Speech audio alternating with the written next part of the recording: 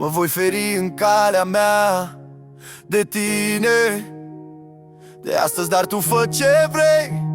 De astăzi nu mai pasă că cea mai dulce între femei mă lasă.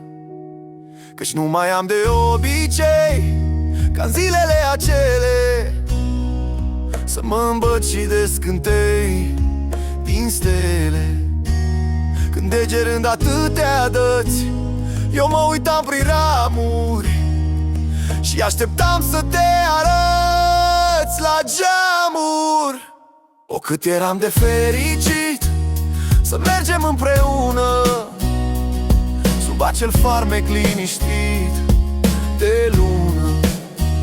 Și când în taină mă rugam ca noaptea în loc să stea în veci alături să te am, femeie, din a lor treacă să apuc acele dulci cuvinte de care azi abia mi-aduc aminte.